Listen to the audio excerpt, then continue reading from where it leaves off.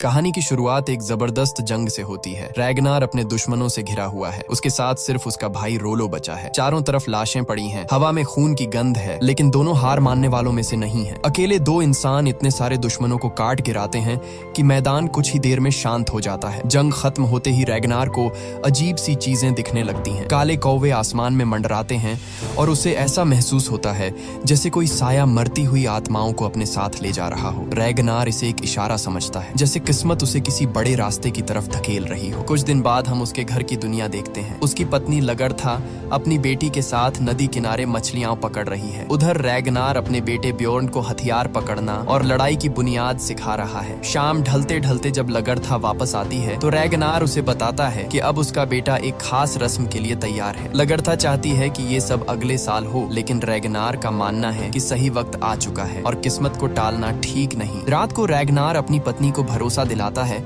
कि वो अपने बेटे का पूरा ख्याल रखेगा। अगली सुबह वो ब्योर्न को साथ लेकर निकल पड़ता है। रास्ते में बेटा मासूमियत से पूछता है कि उस रस्म में क्या होगा। रैगनार उसे बताता है कि वहाँ कुछ अपराधियों को सजा दी जाएगी और फिर आने वाले समय की योजनाएं बनाई जाएंगी। यहीं पर रैगनार की सोच सामने आती है। बाकी लोग हमेशा अपने जहाजों को पूरब की तरफ ले जाते हैं, लेकिन रैगनार की नजरें पश्चिम पर टिकी हैं। वो उन अनजानी जमीनों के बारे में जानना चाहता है, वहाँ के लोगों को समझना चाहता है, क्योंकि उसे लगता है कि वहीं असली सोना, दौलत और शोहरत उसका इंतजार कर रही है। और यहीं से शुरू होती है एक ऐसे इंसान की कहानी जो सिर्फ एक योद्धा नहीं बल्कि आने वाले इतिहास की दिशा बदलने वाला है। इधर जैसे ही रैगनार घर से निकलता है, उसके पीछे घर की फिजा बदलने लगती है। लगरथा अकेली होती है और तभी दो अजनबी वहां आ टपकते हैं। उनकी नजरें कुछ और ही इरादे बयान कर रही होती हैं। खतरे को भांपते ही लगरथा अपनी बेटी को अंदर से बाहर भेज देती है। अगले ही पल उसका रूप बदल जाता है। वो चुपचाप सहने वाली औरत नहीं रहती बल्कि एक योद्धा बन जाती है। जैसे ही वो दोनों आगे बढ़ते हैं, लगरथा उन पर टूट पड़ती है। कुछ ही सेकंड में वो उन्हें इस हालत में पहुंचा देती है कि जान बचाकर भागना ही उनके लिए सबसे समझदारी वाला फैसला बन जाता है। अगली सुबह रैगनार अपने बेटे ब्योर्न को लेकर कबीले के मैदान में पहुंचता है। वहां पहले से ही लोगों की भीड़ लगी होती है। थोड़ी ही देर में रोलो भी आ जाता है और हंसते हुए ब्योर्न से कहता है कि आज के बाद तुम सिर्फ बच्चा नहीं रहोगे, आज से तुम्हें मर्द माना जाएगा। वो उसे शराब का घूंट पकड़ाता है और कहता है कि अब तुम भी हमारे जैसे बन रहे हो। फिर रोलो रैगनार से पूछता है कि इस बार बादशाह हमें किस तरफ भेजने वाले हैं। पूरब की जमीन तो हम पहले ही खाली कर चुके हैं। रैगनार धीमी आवाज में कहता है कि इसीलिए अब वक्त आ गया है पश्चिम का। वहाँ के लोग अमीर हैं और वहाँ एक अलग भगवान को मानते हैं। रोलो को ये सब कहानियां लगती हैं। वो हंसते हुए कहता है कि खुले समंदर में रास्ता कौन ढूंढेगा। रैगनार अपनी जेब से एक खास पत्थर निकालता है और समझाता है कि दोपहर में इसे सूरज की रोशनी में रखो। जो साया बनेगा वो बताएगा कि हम सही दिशा में हैं या नहीं। अगर साया निशान के बीच में रहेगा तो हम पश्चिम की तरफ बढ़ रहे होंगे। बादलों में भी यही पत्थर सूरज का पता दे देगा। कुछ ही देर बाद सब लोग बादशाह की सभा में पहुंच जाते हैं। बादशाह आते ही सबसे पहले अपराधियों के फैसले सुनाते हैं। एक आदमी को जमीन के झगड़े में कत्ल का दोषी ठहराया जाता है और बिना वक्त गंवाए उसे मौत की सजा सुना दी जाती है। वहीं उसका सिर भी काट दिया जाता है। रोलो रैगनार के कान में फुसफुसाता है कि ये इंसाफ नहीं था, बादशाह उसकी जमीन चाहते थे। इसके बाद रस्म के मुताबिक बच्चों को खड़े पहनाए जाते हैं और उनसे वफादारी की कसम ली जाती है। उन्हें बताया जाता है कि आज से वो कबीले के मर्द बन चुके हैं। फिर पूरब की तरफ जाने की बातें शुरू होती हैं। तभी रैगनार सबके सामने कह देता है कि हमें इस बार पश्चिम जाना चाहिए। सोना, दौलत और एक नया धर्म सब वहीं है। बादशाह उसकी बात को बेकार की कल्पना बताकर खारिज कर देते हैं और कहते हैं कि उस तरफ सिर्फ अनंत समंदर है, जमीन नहीं। खाने के दौरान बादशाह रैगनार को अपने पास बुलवाते हैं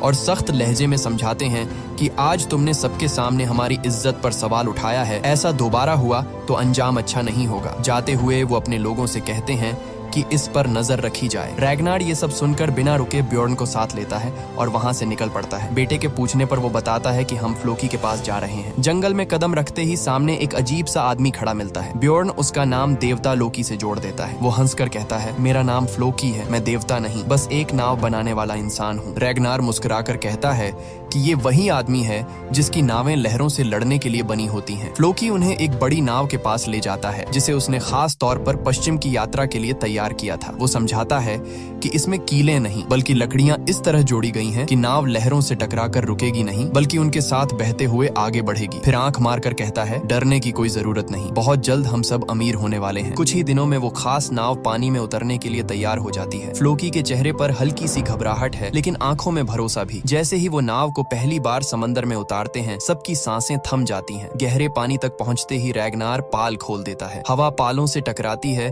और नाव ऐसे आगे बढ़ती है जैसे लहरों से बातें कर रही हो। रफ्तार देखते ही सबके चेहरे खिल उठते हैं। फ्लोकी मुस्कुराकर कहता है, मैंने कहा था ना, मेरे दिमाग का कोई जवाब नहीं, घबराओ मत, हम जरूर पश्चिम पहुंचेंगे। लेकिन दूर से ये सब किसी और की नजरों से छुपा नहीं रहता। बादशाह का एक आदमी इस नई नाव को देख लेता है। रात होते ही रैगनार अपने भरोसेमंद लोगों को चुपचाप एक जगह इकट्ठा करता है। एरिक आगे बढ़कर कहता है कि जैसा तुमने कहा था, सब आ गए हैं। हर किसी ने अपने कड़े की कसम खाई है कि आज की बात किसी और तक नहीं पहुंचेगी।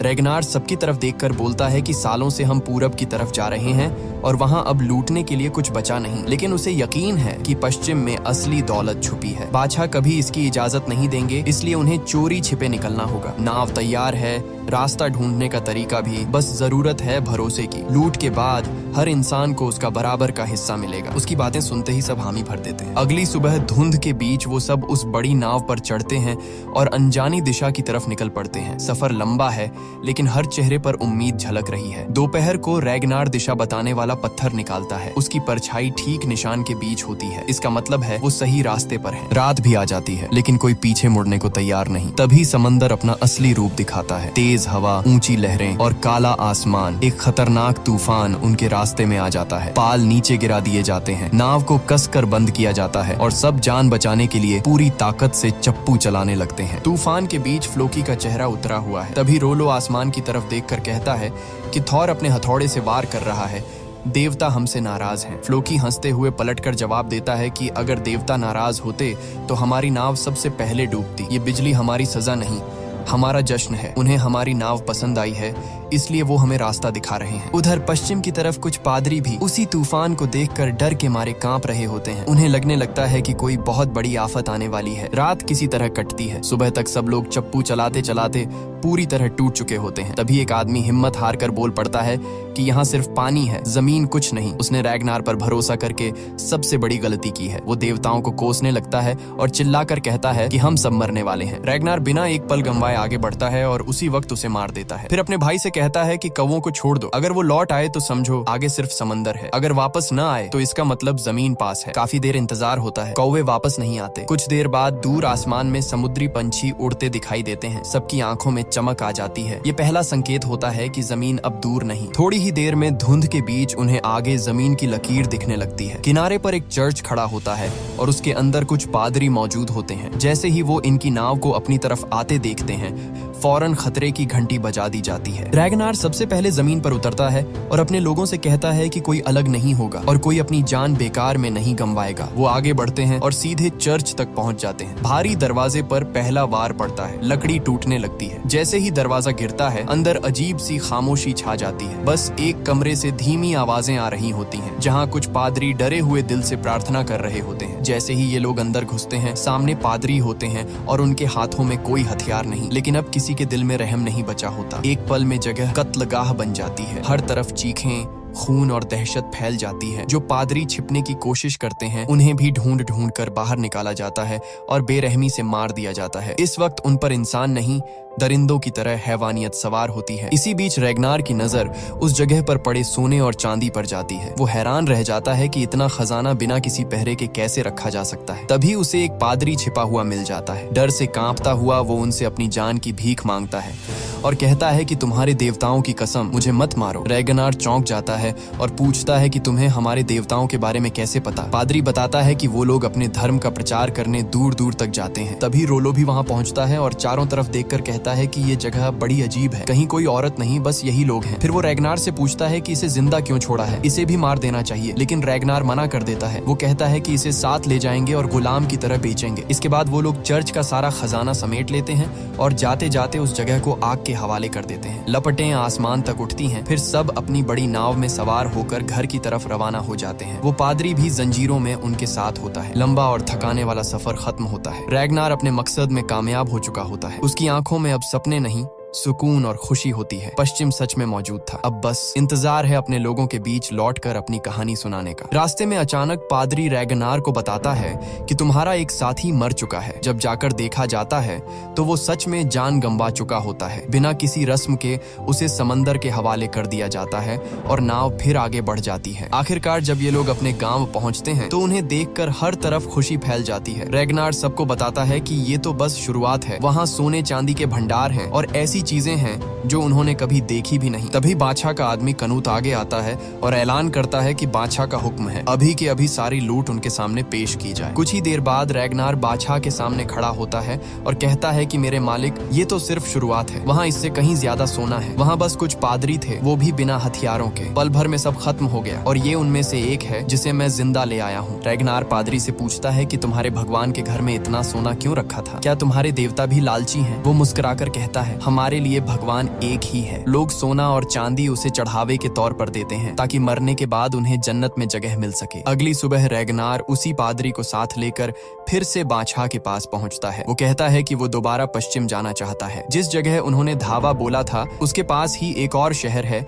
जहां और भी ज्यादा दौलत छुपी है। वो वादा करता है कि जो कुछ मिलेगा हमेशा की तरह बादशाह का ही होगा। बादशाह कहते हैं कि जाना मुमकिन है, लेकिन रैगनार समझाता है कि बेवजह अपनी जान खतरे में डालने से बेहतर है कि वही लोग जाएं जो पहले वहां जा चुके हैं। आखिरकार बादशाह मान जाते हैं, मगर शर्त रखते हैं कि इस बार उनका आदमी कनूत भी साथ जाएगा। रैगनार घर लौटते ही लगड़था से कहता है कि इस बार वो भी उसके साथ पश्चिम चलेगी। बच्चों और खेतों का ध्यान वही पादरी रखेगा। ब्योर्न अब इतना बड़ा हो चुका है कि संभाल सके। अगली सुबह सब लोग नाव पर चढ़ते हैं और फिर से पश्चिम की तरफ रवाना हो जाते हैं। इस बार समंदर शांत होता है, दिशा बताने वाला पत्थर सही काम कर रहा होता है और सफर आसान गुजरता है। जैसे ही वो दूसरी तरफ उतरते हैं, कुछ सिपाही उन्हें रोकते हैं और कहते हैं कि अगर तुम व्यापारी हो तो तुम्हें राजा एले से मिलवाया जा सकता है, लेकिन जवाब में तलवारें निकल आती हैं।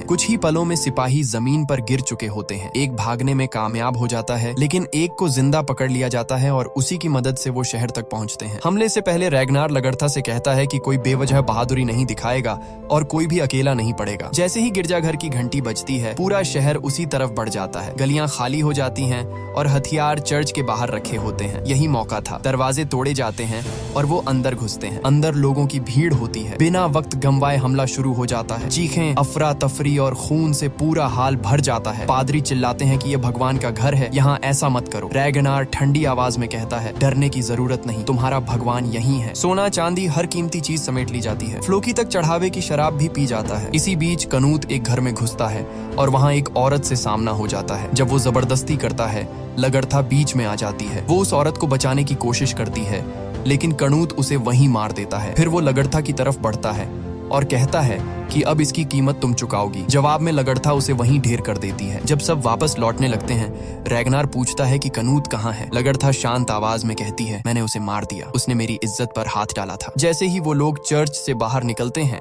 सामने पहले से खड़े सिपाही उन पर टूट पड़ते हैं। इस बार दुश्मन की तादाद कहीं ज्यादा होती है, लेकिन रैगनार का हर आदमी कई कई सिपाहियों पर भारी पड़ता है। तलवारें चलती हैं, ढालें टूटती हैं और कुछ ही पलों में मैदान फिर से खून से भर जाता है। रैगनार के साथ ही ऐसे लड़ रहे होते हैं जैसे उन पर कोई वहशत सवार हो। आम सिपाही उनके सामने टिक ही नहीं पाते। हालात इतने डरावने हो जाते हैं कि उनका सेनापति खुद जान बचाकर भाग निकलता है। इस जंग में रैगनार के भी कुछ आदमी मारे जाते हैं, लेकिन जीत उसी की होती है। उधर जब भागा हुआ सेनापति अपने राजा के सामने पहुंचता है तो राजा गुस्से से पूछता है कि पीठ दिखाकर क्यों भागे। सेनापति कांपती आवाज में कहता है कि वो लुटेरे कम और शैतान ज्यादा लग रहे थे। उसने जिंदगी में ऐसे पागल और खूंखार योद्धा नहीं देखे। उनके चेहरों पर डर नाम की कोई चीज ही नहीं थी। कुछ वक्त बाद रैगनार पहले से भी ज्यादा खजाने के साथ अपने गांव लौट आता है। इस बार राजा खुद उनका स्वागत करता है और सफर की कहानी सुनता है। रैगनार बताता है कि बड़ी फौज से टक्कर हुई थी, लेकिन जीत उनकी ही रही। राजा उसके कारनामे सुनकर कहता है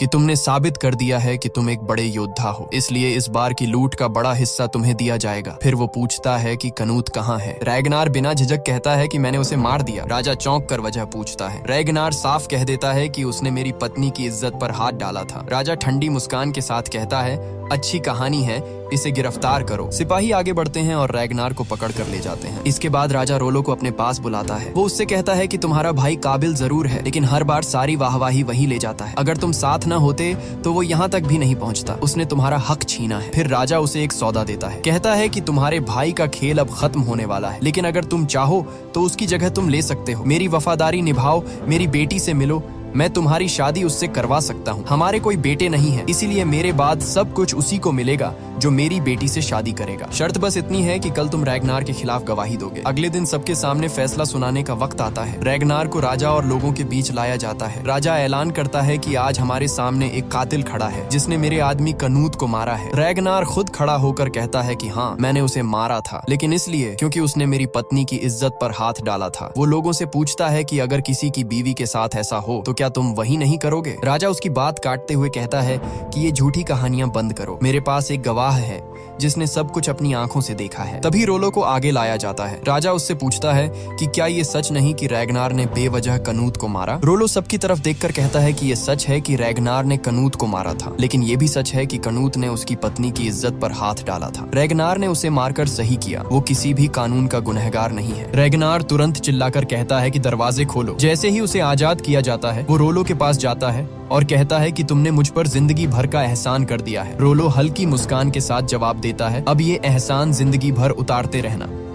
उधर राजा अपने भविष्य की परछाई देखने के लिए एक नजूमी के पास पहुंचता है। नजूमी उसे डरावनी बातें बताता है। कहता है कि बहुत जल्द खून खराबा होने वाला है, चारों तरफ लाशें बिखरी होंगी। रैगनार देवताओं से पूछकर तुम्हारी मौत का रास्ता ढूंढ रहा है, क्योंकि वो तुम्हें हटाकर खुद राजा बनना चाहता है। अगले दिन रैगनार को इस साजिश की भनक तक नहीं होती। वो पादरी से वालहल्ला के बारे में बात करता है और बताता है कि जो योद्धा जंग में मरते हैं उन्हें ऑडिन सीधे वालहल्ला ले जाते हैं, वहीं उनका स्वर्ग होता है। इसके बाद रैगनार शिकार के लिए जंगल निकल जाता है। इधर ब्योर्न देखता है कि राजा के आदमी गांव में घुस चुके हैं। वो जान बचाने के लिए भागता है, लेकिन सिपाही बिना रहम किए लोगों पर टूट पड़ते हैं। हर तरफ कत्लेआम शुरू हो जाता है। शोर सुनकर लगड़था समझ जाती है कि हमला हो चुका है। वो अपने बच्चों को एक जगह इकट्ठा करती है, जबकि बाहर राजा के आदमी गांव को खून में डुबो रहे होते हैं। जब चीखें रैगनार के कानों तक पहुंचती हैं, वो सब कुछ छोड़कर घर की तरफ दौड़ पड़ता है। सामने का मंजर देखकर उसका खून खौल उठता है।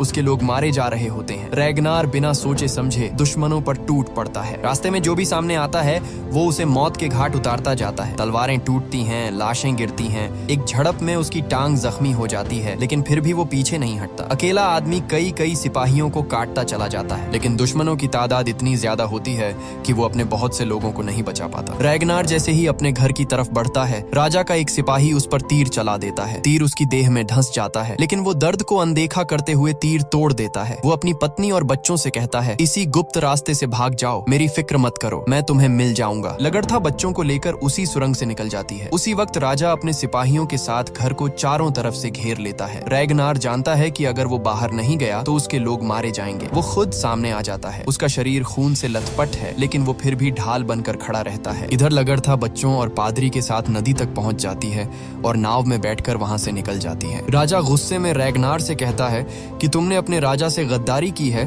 और इसकी सजा सिर्फ मौत है। मौका मिलते ही रैगनार अचानक हमला करता है, एक घोड़ा छीनता है और वहां से भाग निकलता है। सिपाही उसके पीछे दौड़ते हैं। रास्ते में वो जानबूझकर एक मोड़ पर घोड़ा छोड़ देता है और खुद झाड़ियों में छिप जाता है, लेकिन सिपाही उसकी चाल समझ जाते हैं और फिर से उसका पीछा शुरू कर देते हैं। रैगनार पहाड़ों की तरफ भागता है। जब वो नदी के किनारे पहुंचता है, नीचे लगड़था नाव में इंतजार कर रही होती है। थकान और खून बहने की वजह से रैगनार पानी में गिर जाता है और डूबने लगता है। पादरी बिना सोचे समझे नदी में कूदता है और किसी तरह उसे बाहर निकाल लेता है। सब लोग नाव में चढ़ते हैं और वहां से निकल जाते हैं। कुछ देर बाद राजा के सिपाही वहां पहुंचते हैं और खबर देते हैं कि रैगनार बच निकला है। उसी दौरान स्वीटलैंड का राजा ब्योर्नी वहां आता है। राजा ऐलान करता है कि वो अपनी बेटी की शादी ब्योर्नी से करेगा। ये सुनकर उसकी पत्नी और बेटी दोनों अंदर से टूट जाती हैं। इधर लगड़था फ्लोकी को बुलाती है। फ्लोकी रैगनार को अपने घर ले जाता है। कहता है बहुत खून बह चुका है, जख्म को जलाकर बंद करना होगा। लगड़था खुद हाथ में चाकू लेती है और कांपते हाथों से रैगनार के जख्म सील कर देती है। उधर राजा की पत्नी उसे रोकती है, कहती है वो तुमसे कहीं ज्यादा बूढ़ा और बेरहम है। राजा जवाब देता है वो ताकतवर है, इस रिश्ते से हमारा राज्य और मजबूत होगा। हमारे बेटे मारे जा चुके हैं, दुश्मनों ने उनके कट्टे सिर हमारे पैरों में रखे थे, वो जख्म आज भी जिंदा है। ऐसे दिन देखने के बाद एक बूढ़े से शादी भी बुरी नहीं लगती। समय गुजरता है, सर्दियां आ जाती हैं। एक दिन रैगनार का दोस्त टॉर्स्टन वहां पहुंचता है। वो बताता है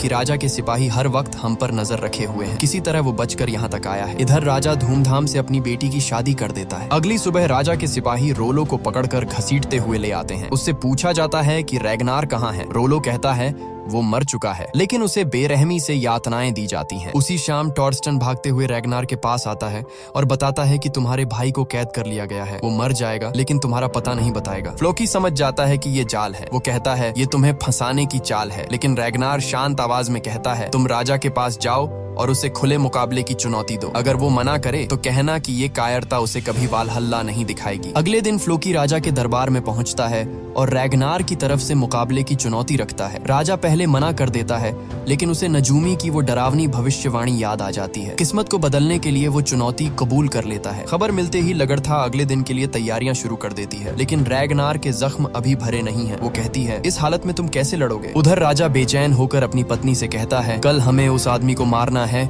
जिसे हम कभी सबसे ज्यादा इज्जत देते थे। उसी ने हमें पश्चिम का रास्ता दिखाया था और कल उसी का खून हमें वहां तक पहुंचाएगा। अगली सुबह रैगनार आखिरकार मुकाबले के लिए राजा के सामने पहुंचता है। पूरा मैदान लड़ाई के लिए बेताब है और राजा भी अपनी पूरी ताकत के साथ मौजूद है। दोनों बिना किसी शब्द के भिड़ जाते हैं। तलवारें टकराती हैं और जल्दी ही रैगनार की तलवार टूट जाती है। इसके बाद दोनों ढालों से भिड़ते हैं, लेकिन उनकी ढालें भी टूट जाती हैं। फिर दोनों को नए हथियार दिए जाते हैं और लड़ाई फिर शुरू हो जाती है। बियॉन चिल्लाता है पिताजी जीत आपकी होगी। लड़ाई इतनी खतरनाक है कि कोई भी हार मानने को तैयार नहीं। कुछ लोग कहते हैं रैगनार को खत्म कर दो, जबकि कुछ कहते हैं राजा हिम्मत रखो। इसी बीच राजा रैगनार को गंभीर रूप से जख्मी कर देते हैं, पर जैसे ही मौका मिलता है रैगनार एक बार में राजा का काम तमाम कर देता है और वो सीधे जमीन पर गिर जाते हैं। तभी रैगनार को आसमान में एक कौवा दिखाई देता है। वो राजा के पास जाकर कहता है देवता ओडिन आ चुके हैं, अब देखो कौन उनके साथ वेलहेला जाएगा। राजा कहते हैं हम जाएंगे। रैगनार उनकी नस काट देता है। स्वीगी खून रोकने की कोशिश करती है, लेकिन राजा हाथ हटा देते हैं और कहते हैं आज रात हम अपने बेटों के साथ वेलहेला में जश्न मनाएंगे। और फिर राजा मर जाते हैं। राजा का चमचा रैगनार को खत्म करने की कोशिश करता है, लेकिन रोलो कुल्हाड़ी लेकर उसका सामना करता है और उसे रोक देता है। स्वीगी भी अपनी बेटी को बचाते हुए राजा के खिलाफ कदम उठाती है। मौका पाकर वो कहती है रैगनार सलामत रहें। इस घटना के बाद सभी लोग रैगनार को अपना नया राजा मान लेते हैं और यहीं खत्म होता है वाइकिंग्स का पहला पार्ट। लेकिन ये सिर्फ एक शुरुआत है। रैगनार अब राजा बन चुका है। अब सवाल ये है कि क्या रैगनार पश्चिम की तरफ जाएगा और वहां लाशों के ढेर खड़े करेगा, या फिर वहां के लोगों के लिए कुछ अलग करेगा। पश्चिम में 4 बड़ी रियासतें हैं जो रैगनार का नाम मिटाने की ताकत रखती हैं, लेकिन अब रैगनार पहले से भी ज्यादा ताकतवर होकर पश्चिम में कदम रखेगा। क्या रैगनार वहां सूरज की तरह हमेशा के लिए डूब जाएगा, या वहीं नए साम्राज्य का सूरज उगेगा? ये सब हमें अगले पार्ट में पता चलेगा। इसलिए वीडियो को लाइक और शेयर करना मत भूलिए। कमेंट बॉक्स में वाइकिंग्स पार्ट 2 के लिए अपने विचार बताइए और सब्सक्राइब करके अगली वीडियो के लिए तैयार रहिए।